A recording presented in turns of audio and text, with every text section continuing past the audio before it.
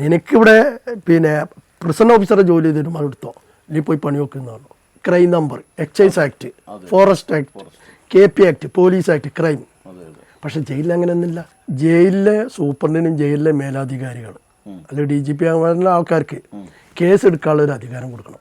വൃത്തികേട് പറഞ്ഞാൽ ഇപ്പോൾ നേരത്തെ പറഞ്ഞ മാതിരി പയ്യന്മാരെ പിടിച്ച് അതുപോലെ തന്നെ വേണ്ടാത്ത കാര്യങ്ങളൊക്കെ ചെയ്യും.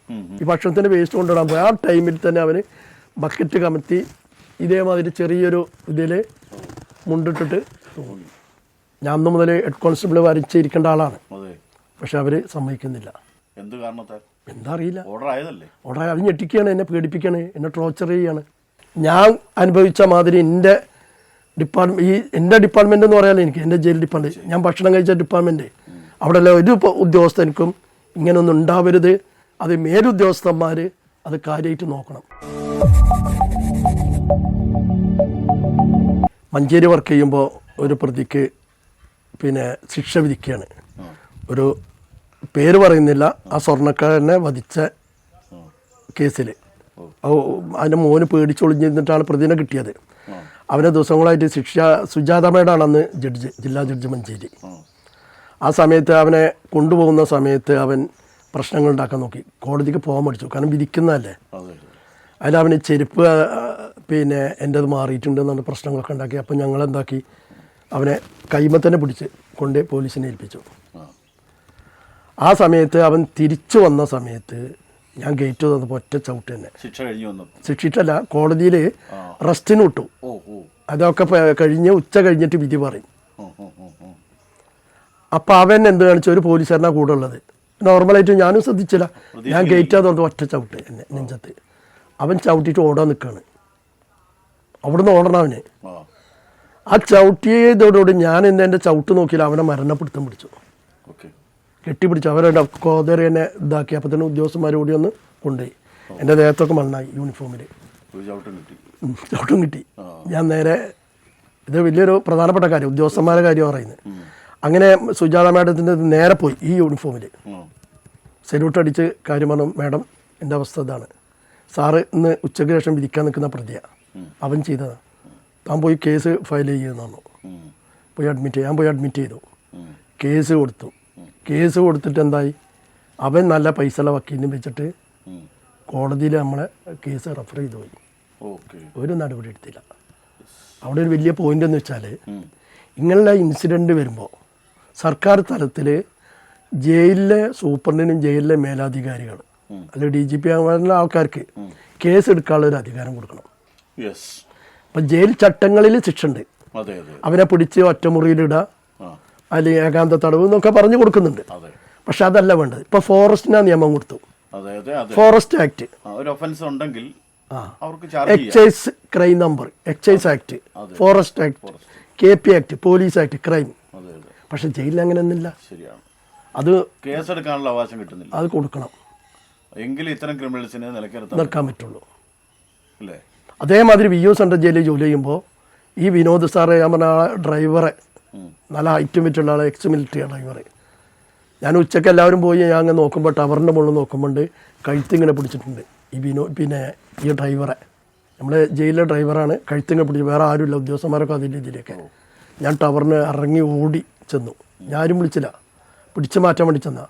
നിങ്ങളോട് പറയാം, ഞാനത് പിടിച്ചു മാറ്റിയപ്പോൾ ഈ പ്രതി വീണോടുത്ത് നിന്നിട്ട് ഭയങ്കര ജമ്പിലോ ഒറ്റയിടി എൻ്റെ പല്ലിളകി, ചോര 5 കളിയായി, പല്ലുണ്ടിളകി. എന്താ ചെയ്യുക? അപ്പം തന്നെ അവർ എല്ലാവരും ഓടി വന്നു. ഇതായി, എൻ്റെ മുഖത്ത് കൂടെയൊക്കെ ബ്ലഡായി. എനിക്കറിയാം ഇത് ഞാൻ പോയി അഡ്മിറ്റ് ചെയ്ത് കേസായി, ഒന്നും അവർ പറയും നടക്കൂലെന്ന്. ആ കോടതിനെ കുറ്റം പറയല്ല, സിസ്റ്റം അങ്ങനെയായി പോയി. അപ്പോൾ ഞാൻ എന്ത് കാണിച്ചു, ഡോക്ടറെ അടുത്ത് പോയി ഇത് വാങ്ങി, മരുന്നൊക്കെ വാങ്ങി. ഞാൻ നോക്കി, ഞാൻ ഒന്നും ചെയ്തില്ല. അവരെ ഞാൻ പറഞ്ഞു അടിക്കണ്ട പറഞ്ഞു. അവന് ചെറിയ സെമി ക്രാക്കുള്ള ആളാണ് ഈ പ്രതി. ഞാൻ പറഞ്ഞു സാറിനോട് എളുപ്പം അവനെ മെൻ്റൽ ഹോസ്പിറ്റലിൽ വിട്ടളി, അവനെ ആരും ഉപദ്രവിക്കരുത് പറഞ്ഞു. കാരണം ഒരു ഉദ്യോഗസ്ഥനെ ചെയ്ത് കഴിഞ്ഞാൽ മറ്റുള്ള ഉദ്യോഗസ്ഥന്മാരെ അടിക്കുമല്ലോ, കിട്ടുമല്ലോ. പണ്ടൊക്കെ കൊടുക്കലുണ്ട്. പക്ഷെ ഞാൻ പറഞ്ഞു അത് ചെയ്യണ്ട, ഒന്നും ചെയ്യണ്ട, നേരെ കൊണ്ട്. അപ്പോൾ സഡൻലി അവനെ പെട്ടെന്ന് അവിടെ മെൻ്റൽ ഹോസ്പിറ്റലിലേക്ക് മാറ്റി. അതാണ് തടവുകാരിൽ നിന്ന് കിട്ടിയത്. പക്ഷേ 99% തടവുകാരും നല്ല മനുഷ്യരാണ്. നിരപരാധികളുണ്ടോ? നിരപരാധികളുണ്ട്. അല്ലേ? അവരുടെ അവസ്ഥ വളരെ കഷ്ടമാണ്. അന്നേരം അപ്പോൾ നമ്മൾ അവർക്ക് അതിൻ്റെ കാര്യങ്ങൾ പറഞ്ഞു മനസ്സിലാക്കും. നമുക്കറിയാം ഇയാൾ നിരപരാധിയാണെന്ന്, എങ്കിലും നമുക്കൊന്നും ചെയ്യാൻ പറ്റാത്ത അവസ്ഥയുണ്ട്. അല്ല, അതിപ്പോൾ ഈ നിരപരാധികളെന്ന് പറയുമ്പോൾ തന്നെ നമുക്ക് അവരോട് ചോദിക്കുമ്പോൾ കാര്യങ്ങൾക്ക് മനസ്സിലാവും. ചില കേസുകളിൽ ഇപ്പോൾ ആദ്യമൊക്കെ പെരുന്തമണ്ണ വർക്ക് ചെയ്യുമ്പോൾ CMP 125, 498 പീഡനം അതുകൊണ്ട് സ്ത്രീകൾ കേസ് കൊടുത്ത് ഭർത്താക്കന്മാരെ കൊണ്ടുവരും. കൊണ്ടുവന്നിട്ട് അവർ തമ്മിൽ സംസാരിക്കുമ്പോൾ ഞാൻ ജലീലാണ് എൻ്റെ ഒരു സഹപ്രവർത്തകനുണ്ട്. അപ്പം ഞങ്ങൾ രണ്ടാളും ഇവരെ നന്നാക്കാനും യോജിപ്പിക്കാനാണ് നോക്കുക. അപ്പോൾ വരുമ്പോൾ ഇവരോട് ചോദിക്കും ഇവെന്താ അപ്പം ഇവർ പറയും ഈ ഭർത്താവ് അങ്ങനെയാണ് ഇങ്ങനെയാണ് 100 കുറ്റങ്ങൾ പറയും. അപ്പം ഞാൻ കാണിക്കും അവൻ എങ്ങനെ പിടിക്കും തലക്ക്.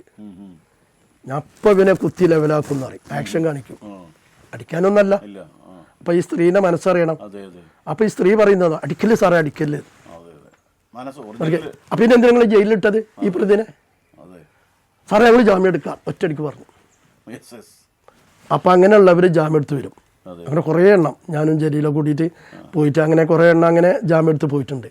എന്നിട്ട് പോയിട്ട് ജയിലിലേക്ക് വിളിച്ചപ്പോൾ സൂപ്രണ്ടിന് ഒരിക്കൽ സംശയം ഇതെന്തോ ഇല്ലീഗലായിട്ട് വല്ലതും ആണോ. ജലീൽ ഇങ്ങനെ ഫോൺ എടുത്തപ്പോൾ ഞാൻ പറഞ്ഞു അല്ല സാർ അതല്ല, ഞങ്ങൾ കൗൺസിലിംഗ് ആണ്. അതേ രാജീവ് സാറ് തിരുവനന്തപുരത്തുള്ള നല്ലൊരു സൂപ്രണ്ടാണ്, ഒരു ലീഗലായിട്ട് ചിന്തിക്കുന്നത് നല്ല പെർഫെക്റ്റ് മേനാണ്. അല്പം പിന്നെ കണ്ണൂർ ഇവിടെ ഉണ്ട് തിരുവനന്തപുരത്ത്. അപ്പം എന്താണെന്ന് വെച്ചാൽ അയാളെ അപ്പം തന്നെ ജലീലാണ് പെർഫെക്റ്റ് മനുഷ്യനാണ് എൻ്റെ സഹപ്രവർത്തകൻ, അവനെ വിളിച്ചത്. അപ്പോൾ ഇവര് സന്തോഷം പറയാൻ വേണ്ടിയിട്ടാണ്. അപ്പം അങ്ങനെ കേസുകൾ കുറേ ഉണ്ട്. പിന്നെ നമ്മൾ നടയടീൻ്റെ അല്ല കരയിപ്പിക്കുന്നുണ്ട്. അത് ഞാൻ പിന്നെ തിരൂർ സബ് ജയിലിൽ വർക്ക് ചെയ്തപ്പോൾ കാണിച്ചു കൊടുത്തിട്ടുണ്ട്. ആ ഉദ്യോഗസ്ഥന്മാരോട് മിണ്ടാതിരിക്കാൻ പറഞ്ഞു. ആൾ അഡ്മിഷൻ വന്ന സമയത്ത് കരയിപ്പിക്കുന്ന രംഗം കാണിച്ചു തരാമെന്ന് പറഞ്ഞു. ഞങ്ങൾക്ക് ഇടിച്ചിട്ടല്ലേ കരയിപ്പിക്കാൻ പറ്റുള്ളൂ, അല്ലാതെ പറ്റുന്നതാണ്. അവരടുത്തിരുത്തി കാര്യങ്ങളൊക്കെ ചോദിച്ചു. അവൻ്റെ കൂടെ ഫീലിങ് ഞാനും ഷെയർ ചെയ്യാൻ തുടങ്ങി. അപ്പോൾ അതങ്ങനെ ചെയ്താൽ മതിയിരുന്നല്ലോ, ഇങ്ങനെ ചെയ്താൽ മതിയിരുന്നല്ലോ എന്നൊക്കെ ശരിയാണ് സാറേ തെറ്റ് പറ്റിപ്പോയി എന്നൊക്കെ ഞാൻ കാൽമടി വീഴും. അതും കരച്ചില്ലല്ലേ ഒരു നിമിഷം കൊണ്ട്. പക്ഷെ ആ പ്രതി പോകുന്നവരെ നമുക്ക് നോക്കാൻ സുഖമാണ്, കാരണം നമ്മളെ വിശ്വാസമുണ്ട്. അതൊക്കെ വലിയ അനുഭവമാണ്. കാരണം ജയിലിലേക്ക് വരുമ്പോൾ നടയടി അല്ലാതെ കരയിപ്പിക്കാൻ പറ്റും. അവനെ ഷെയർ ചെയ്ത് അവൻ്റെ കാര്യങ്ങൾ പറയുമ്പോൾ അവനെടുക്കാൻ പറ്റും. ഈ സൂയിസൈഡ് അങ്ങനെ വല്ലതും ഉണ്ടായിട്ടുണ്ടോ സാറിൻ്റെ?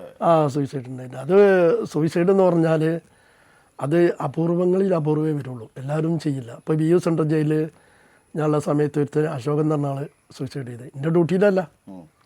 പക്ഷെ അവന് എപ്പിൻഡൈറ്റിസ് BO ഏതൊരു അസുഖം ഉണ്ടായിരുന്നു, മഞ്ഞപ്പിത്തത്തിൻ്റെ പകർച്ചവ്യാധിയാണ്. അവന് സെപ്പറേറ്റ് സെല്ലിലാട്ടീന്.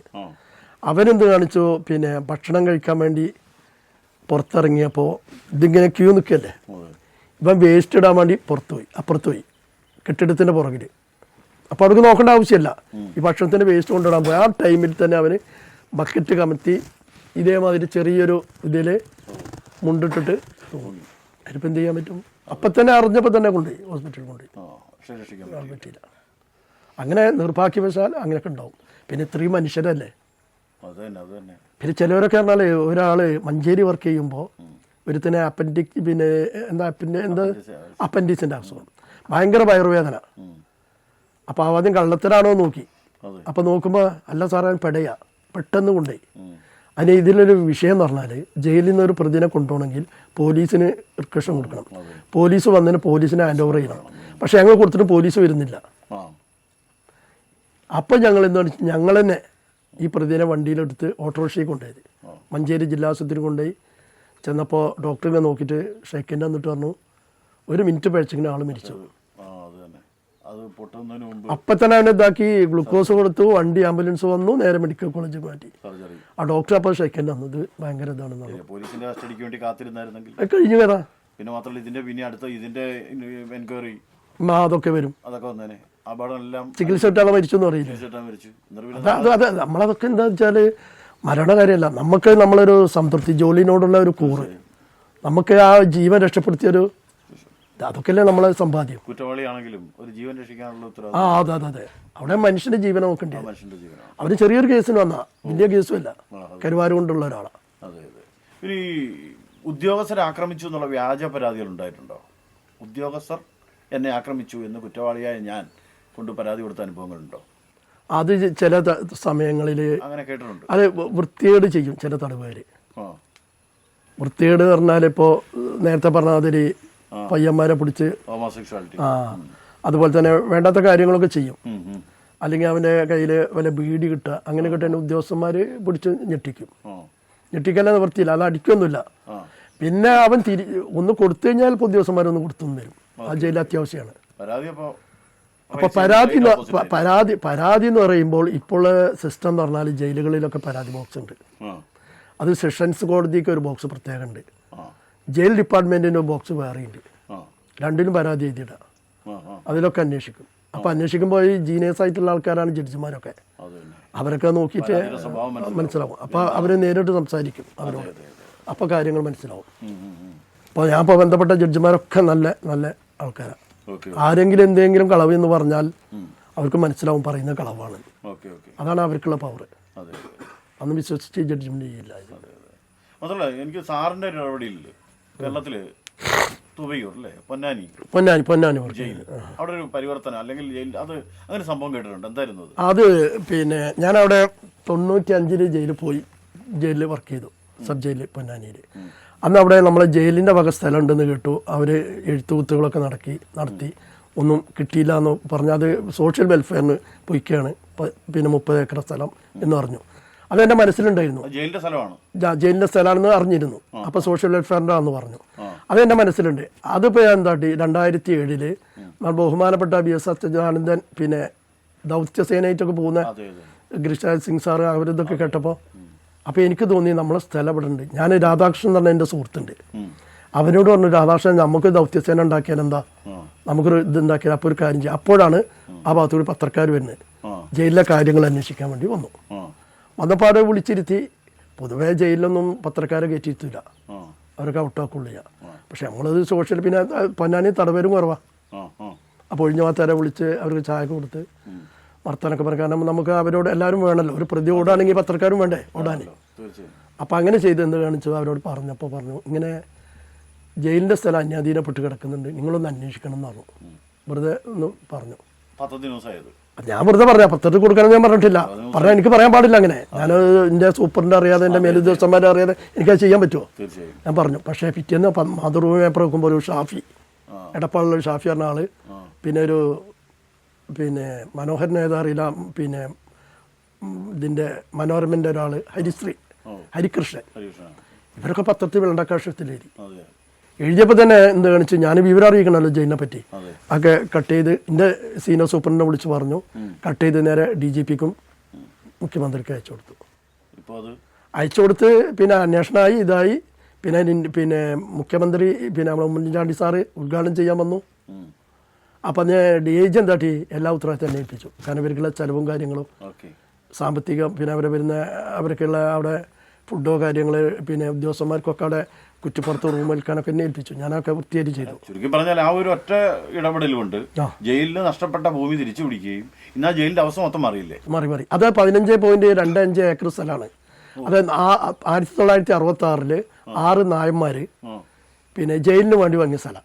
അതിൽ 15 ഏക്കർ പിന്നെ ലെതർ ഫാക്ടറിക്കും ബാക്കി 15 ഏക്കർ പിന്നെ ഇത് ഇങ്ങോട്ട് കൊടുത്തു. അതിൽ ചില സ്വകാര്യ വ്യക്തികൾ കടന്നു കയറി. അതൊക്കെ പിന്നീട് മാറ്റി. പിന്നെ അത് അവിടെ ജനകീയ മീറ്റിങ്ങൊക്കെ കൂടി പിന്നെ സോഷ്യൽ മറ്റേ റെസ്ക്യൂ ഹോമൊക്കെ ഉണ്ടല്ലോ അവിടെ, വനിതാ ഇതുണ്ട്, അവർക്കൊക്കെ 4-5 ഏക്കർ 10 ഏക്കറായിട്ടേ തോന്നുന്നുണ്ട് ഇപ്പോൾ ജയിലിൽ കിട്ടിയത്. എന്തായാലും കിട്ടി. അവിടെ നല്ലൊരു സെൻട്രൽ ജയിലായി. ആ മലപ്പുറം ജില്ലയ്ക്ക് ഒരു അഭിമാനമാണ്. അല്ലെ, നമുക്കിപ്പോൾ എന്താണോ അതിലൊക്കെ എന്താണ് നമ്മൾ ചെയ്യുന്ന പ്രവൃത്തിയിൽ അത് നമുക്കൊരിത്, അതിൽ റിവാർഡോ അവാർഡോ അത് മറ്റൊന്നും വാങ്ങാൻ ഞാൻ ഓടിയിട്ടില്ല. എൻ്റെ സത്യസന്ധമായിട്ടുള്ള പ്രവൃത്തി, ഞാൻ ചെയ്യുന്ന ജോലിയിലെ ആത്മാർത്ഥത, അത് സമൂഹത്തിനും അത് സർക്കാരിനും കിട്ടണം എന്നുള്ള ഒറ്റ പ്രവൃത്തിയായിരുന്നു എനിക്ക്. അവാർഡുകൾ റിവാർഡുകൾ അതിന് ഞാൻ പോയിട്ടില്ല. അതിന് കിട്ടി. ആ കിട്ടി വേറെ ആൾക്കാരെ അതിൻ്റെ പേര് വാങ്ങിച്ചു. വാങ്ങിച്ചു, ആ കിട്ടിയിട്ടുണ്ട്. പിന്നെ അതിലൊരാൾക്ക് കിട്ടി, എനിക്ക് സന്തോഷമുണ്ട്. പൊന്നാനിയിൽ വർക്ക് ചെയ്തതിന് എൻ്റെ സൂപ്രണ്ട് ചന്ദ്രബാബു സാറായിരുന്നു. അദ്ദേഹം വളരെ കഷ്ടപ്പെട്ടിട്ടുണ്ട്. അദ്ദേഹം ഞങ്ങളെ കൂട്ടിയിട്ട് അദ്ദേഹം പിന്നെ അവിടുത്തെ തഹസിൽദാർ മൂസ കുട്ടി എന്ന് പറയും, അദ്ദേഹത്തെയൊക്കെ വിളിച്ചിട്ടാണ് ഞങ്ങൾ ദൗത്യസേന രൂപീകരിച്ചത്. ദൗത്യസേന എന്ന് പറഞ്ഞാൽ ഞാൻ, ചന്ദ്രബാബു സാറ്, ഈ രാധാകൃഷ്ണൻ, ഈ 3 പേരായിരുന്നു ഞങ്ങൾ ആ കാട്ടിൻ്റെ ഉള്ളിൽ കൂടെയൊക്കെ പോയി അവിടുത്തെ ഒരു ആളെയും വിളിച്ച് ഈ അതിരൊക്കെ തിരിച്ചത്. അങ്ങനെയൊക്കെ വന്നു. അപ്പം അതിന് അദ്ദേഹത്തിന് മെഡൽ കിട്ടിയിട്ടുണ്ടാവും. കിട്ടിയിക്കോട്ടെ, സന്തോഷമുള്ളൂ. നമുക്ക് മെഡലും വേണ്ടല്ലോ, നമുക്ക് ആദ്യം വർക്ക് ചെയ്താണ് അനാഹൃതപ്പെട്ട. പിന്നെ ആരൊക്കെ വാങ്ങിയെന്ന് എനിക്ക് അറിഞ്ഞുകൂടാ. ഞാൻ അതിനെപ്പറ്റി പുറകെ പോകാറുണ്ട്. ആഗ്രഹിച്ചിട്ടില്ല. ശമ്പളം മാത്രമേ, സേവനത്തിലുള്ളൂ. നീതി നടക്കണം, നീതിക്ക് വേണ്ടി പൊരുതണം. അന്ന് ഇന്നും അതാണ്. കുറ്റബോധം ഒരിക്കലും സർവീസ് കാലഘട്ടത്തിൽ ഉണ്ടാക്കാനുള്ള ഇടയുണ്ടാക്കിയിട്ടില്ല. എന്ത് കുറ്റബോധം? ഒരു കുറ്റബോധം. നമ്മൾ വളരെ ഹാപ്പിയാണ് ഞാൻ അന്നും ഇന്നും. കാരണം ജോലി കിട്ടി എൻ്റെ മേലുദ്യോഗസ്ഥന്മാർ. പിന്നെ ഒരു വേദന എനിക്കുണ്ട്. 2005 എനിക്ക് പ്രൊമോഷൻ കിട്ടിയൊരു ലിസ്റ്റ് നമ്മളെ തിരുവനന്തപുരത്ത് DIG ആയിരുന്ന ഗോപകുമാർ സാറ്, ഞാൻ തിരുവനന്തപുരം ആവശ്യത്തിന് പോയപ്പോൾ കണ്ടപ്പോൾ ഓർഡർ എനിക്ക് തന്നു. ഇങ്ങനെ മുഹമ്മദ് അലി എന്ന് എനിക്ക് പ്രൊമോഷൻ കിട്ടിയിട്ടുണ്ട്, ഹെഡ് കോൺസ്റ്റബിൾ ആയിട്ട് കിട്ടിയിട്ടുണ്ടെന്ന് 2005. ഞാൻ ആ സന്തോഷത്തോടെ ഓർഡർ തന്നാണ്ട് DIGനെ കാണിച്ചു കോഴിക്കോട്. അതിൻ്റെ കോപ്പിയായിട്ട് പെരിന്തൽമണ്ണ കൊടുന്നു. പെരിന്തൽമണ്ണ കൊടുന്ന് എൻ്റെ മേലുദ്യോഗസ്ഥനെ ഏൽപ്പിച്ചു. ഞാൻ അന്ന് മുതൽ ഹെഡ് കോൺസ്റ്റബിൾ വരച്ചിരിക്കേണ്ട ആളാണ്. പക്ഷെ അവർ സമ്മതിക്കുന്നില്ല. എന്ത് കാരണത്താൽ എന്താ അറിയില്ല. ഓർഡർ ആയതല്ലേ? ഓർഡർ അത് ഞെട്ടിക്കുകയാണ്, എന്നെ പേടിപ്പിക്കുകയാണ്, എന്നെ ടോർച്ചർ ചെയ്യാണ്. അങ്ങനെ ഉണ്ടായിട്ടുണ്ട്. അപ്പോൾ അതിപ്പോൾ നമ്മൾ ഇനിയിപ്പോൾ എനിക്ക് പറയാം. അങ്ങനെ ഞാൻ പറഞ്ഞപ്പോൾ പറഞ്ഞു, നിനക്ക് ജോലി ശമ്പളം വേണമെങ്കിൽ നീ ജോലി ചെയ്തോ. ഞാൻ പറഞ്ഞു ഈ തടവുകാരെ പെരുമാറുന്ന ആദ്യം എന്നോട് പറഞ്ഞു. ഞാൻ 3 വയറ് വെച്ച് കുപ്പായ ഇട്ട സാറേ എന്ന് ചോദിച്ചു. ഭയങ്കര സങ്കടമായി പോയി. ഇടാൻ സമ്മതിച്ചില്ല അയാള്. നിനക്കിവിടെ പിന്നെ പ്രിസൺ ഓഫീസറെ ജോലി ചെയ്തിട്ട് എടുത്തോ, നീ പോയി പണി നോക്കുന്നതാണോ. പ്രൊമോഷൻ തരില്ല. ആരും തരില്ല. DGP തന്നു, DIG തന്നു, താഴെ അതാ. കേരളത്തിൽ പല ജയിലുകളിലും ഇതേമാതിരിയുള്ള APOമാര്, അസിസ്റ്റന്റ് പ്രിസൺ ഓഫീസർമാര്, ചില ഓഫീസുകളിലെ താപ്പാനകളായിട്ടുള്ള ഉദ്യോഗസ്ഥന്മാര് ഇപ്പോഴും പീഡിപ്പിക്കുന്നുണ്ടാവും. നമ്മളിപ്പോ സംസാരിക്കുന്നത് പറ്റിയ സമയമാണ്. ഇപ്പൊ APOയുടെ നോട്ടിഫിക്കേഷൻ വന്നിട്ടേ ഉള്ളൂ. അപ്പൊ APOമാര് ശ്രദ്ധിക്കുക. ചെല്ലുമ്പോ എന്ന് വെച്ചാൽ ചില താപ്പാനകളുണ്ടാവും ഓരോ ജയിലുകളിലും. അവര് ജയിലിൽ മാറൂല. അവരെല്ലാ രാഷ്ട്രീയ പാർട്ടിക്കാരും സോപ്പടിക്കും. അവരത്യാവശ്യം ജില്ലാനൊക്കെ വാങ്ങി ഒപ്പിക്കുന്നുണ്ടാവും. അവർക്ക് എന്താ നിലനിൽപ്പ് നോക്കാൻ വേണ്ടി എല്ലാവരും ഇങ്ങനെ സിമ്പതി കിട്ടാൻ വേണ്ടി നടക്കും. ഇങ്ങനെയുള്ള ആൾക്കാരെ പീഡിപ്പിക്കുകയും ചെയ്യും, കീഴ് ജീവനക്കാരെ. ഞാൻ വിക്ടിമാണ്. കാരണം അതിപ്പോഴും എൻ്റെ സർവീസ് നോക്കി അറിയാം. 25/6 E6 608/26 അല്ല 2006. അതിൽ 25/5/26 എനിക്ക് പ്രൊമോഷൻ കിട്ടി. എന്നെ സർവീസ് ബുക്ക് കയറുന്ന 30/6/2026. എത്ര ഡിസ്റ്റൻസ് വന്നു? അതവിടെ എന്നെ നിർത്തി മാത്രമല്ല, എന്നെ സെൻട്രൽ ജയിലിലേക്ക് വായിച്ചു. എനിക്ക് പ്രൊമോഷൻ അവിടെയാണെന്ന് പറഞ്ഞിട്ട് എന്നെ 3 മാസം അവിടെ നിർത്തി. സെൻട്രൽ ജയിലിലാണ് എനിക്ക് പിന്നെ ഹെഡ് കോൺസ്റ്റബിൾ പ്രൊമോഷൻ കിട്ടുന്നത്. ഇപ്പോഴും എൻ്റെ കയ്യിൽ ഓർഡർ ഉണ്ട്. ഇപ്പോഴും എനിക്ക് ഇതുണ്ട്. എൻ്റെ ഓർഡർ ഇപ്പോഴും ഞാൻ മരിക്കുന്നവരെ അത് സൂക്ഷിച്ചു വെച്ചിരിക്കുകയാണ്. നിപ്പങ്ങൾ വന്നപ്പോൾ ഞാൻ നോക്കി ആ ഓർഡർ. ഇനി ഞാൻ വെറുതെ പറയല്ല. ആ ഡിപ്പാർട്ട്മെന്റ് ഇതിപ്പോൾ പറയാൻ കാരണം എന്താ, ഞാൻ അനുഭവിച്ച മാതിരി എൻ്റെ ഡിപ്പാർട്ട്മെന്റ് എന്ന് പറയാൻ എനിക്ക് എൻ്റെ ജയിൽ ഡിപ്പാർട്ട്മെന്റ്, ഞാൻ ഭക്ഷണം കഴിച്ച ഡിപ്പാർട്ട്മെന്റ്, അവിടെ ഒരു ഉദ്യോഗസ്ഥർക്കും ഇങ്ങനൊന്നും ഉണ്ടാവരുത്. അത് മേലുദ്യോഗസ്ഥന്മാർ അത് കാര്യമായിട്ട് നോക്കണം. ഒരു ഓർഡർ ഇട്ട് കഴിഞ്ഞാൽ DIG ഗോപകുമാർ സാർ ഇട്ട ഓർഡർ, അത് ഒബൈദ് ഓർഡർ എന്നാ പോലും ഇതിൽ പറയുന്നത്. അതുപോലും അനുസരിക്കാൻ പറ്റാത്ത ആൾക്കാർ, വലിയ ഓഫീസർമാരൊന്നല്ല അവരങ്ങനെയൊക്കെ കുറേ കാര്യങ്ങൾ, പീഡന കാര്യങ്ങൾ ഓരോ ജയിൽ ഉദ്യോഗസ്ഥന്മാർക്കും പറയാനുണ്ട്. പക്ഷെ എൻ്റെ ഒരു കാര്യം മാത്രം പറഞ്ഞുള്ളൂ. മറ്റേ എൻ്റെ ഭാര്യ പ്രസവിച്ച കുട്ടീനെ കാണാൻ പറ്റും. ഈ 2 കാര്യം ഇതൊക്കെ പറഞ്ഞു. എന്തിനാന്ന് വെച്ചാൽ ഇത് കേൾക്കുന്ന ശ്രമിക്കുന്ന ആൾക്കാർ, ഉദ്യോഗസ്ഥന്മാർ കീഴ് ജീവനക്കാരോട് കുറച്ച് മൃദുത്വം കാണിച്ചോട്ട് എഴുതിയിട്ടാണ്. വേറെ ഒന്നുമില്ല. അപ്പം ഇത് അറിയാം മതി. അല്ല അവര് അപ്പം മെറ്റേണിറ്റി ഉണ്ട്, പെട്ടേണിറ്റി ഉണ്ട്, ഒക്കെ കൊടുത്താലോ. ഞാൻ പറഞ്ഞതാ. അതുകൊണ്ട് ഇപ്പോൾ എന്ത് വെറുപ്പ് വിചാരിച്ചും കാര്യമല്ല, ഇനി എന്ത് ചെയ്തിട്ടും കാര്യമല്ല. ഇത് ശക്തമായിട്ട് പറയുന്നു. എൻ്റെ പ്രൊമോഷനിൽ ഇങ്ങനൊരു അനീതി അവിടെ കളി നടന്നിട്ടുണ്ട്. അത് ഏത് സമയത്ത് എവിടെ ആരും വെല്ലുവിളിക്കുന്നു, ഞാൻ ചലഞ്ച് ചെയ്യാൻ തയ്യാറാണ്. രാഷ്ട്രീയമൊന്നുമില്ല. രാഷ്ട്രീയക്കാരൊന്നും പറയാൻ പറ്റില്ല. കാരണം രാഷ്ട്രീയം ജയിലായിട്ട് യാതൊരു ബന്ധമല്ല. വധശിക്ഷയ്ക്ക് വിധിച്ചാക്ക് പാറാവ് ഞാനാ. അതെങ്ങനെ അങ്ങോട്ടും ഇങ്ങോട്ടും ഇങ്ങനെ നടക്കണം. ഇരിക്കാൻ പാടില്ല, കിടക്കാൻ പാടില്ല ഞങ്ങൾക്ക്. അപ്പൊ ഞങ്ങൾ ഉദ്യോഗസ്ഥന്മാർ 6 മണിക്കൂർ ഇങ്ങനെ നടക്കണം. 2 പ്രതികളാണ് കൂട്ടില്. ആലോചിച്ച് നോക്കി. അന്നത്തെ ദിവസം ഒരു ബാങ്കിന്റെ ഡ്യൂട്ടി ആയിരുന്നു എനിക്ക്. ശ്രീരാമകൃഷ്ണൻ, അദ്ദേഹം പെരിന്തൽമണ്ണ ജയിലിൽ വരുമ്പോ എനിക്ക് ശ്രീരാമകൃഷ്ണൻ എന്നാണല്ലോ അന്ന് 98 അന്നാണ്. താടിയൊക്കെ വളർത്തി നല്ല ചെറുപ്പക്കാരൻ കണ്ണട വെച്ച്. അയാളെ കൂടെ വേറെയും കുറച്ച് പ്രതികളുണ്ടായിരുന്നു. പക്ഷേ അയാൾ ഇതിൽ നിന്നും വ്യത്യസ്തമാണ്. ഇയാൾക്ക് പുസ്തകം വേണം. അപ്പം ഞാൻ 1-2 പുസ്തകം കൊടുത്തു. അതിൽ ഞങ്ങൾ എന്ത് കാണിക്കും, പെട്ടെന്ന് പുസ്തകം ഗേറ്റിൽ വരുമ്പോൾ കൊടുക്കില്ല, മാറ്റിവെക്കും. മാറ്റിവെക്കാൻ കുറച്ചിട്ട് കൊടുക്കാന്ന് വിചാരിച്ചിട്ട്. അപ്പോൾ ബുക്ക് ഇവിടെ ഒരു അയാൾ അറിയും. സാർ എൻ്റെ ബുക്ക് ഇവിടെ എന്നെ ബുക്കില്ലേ എന്ന് രാമകൃഷ്ണൻ വിളിക്കും. ഒരു ഇതായിട്ട് അപ്പോൾ നേരിട്ട് കൊണ്ടുകൊടുക്കുക. അപ്പോൾ ഞാൻ പറഞ്ഞൊരു ദിവസം, ഈ ബുക്കൊക്കെ വായിച്ച് ഇയാൾ ഈ മന്ത്രി MLA ഒക്കെ ആവാൻ പോവാന്ന് വെച്ചു.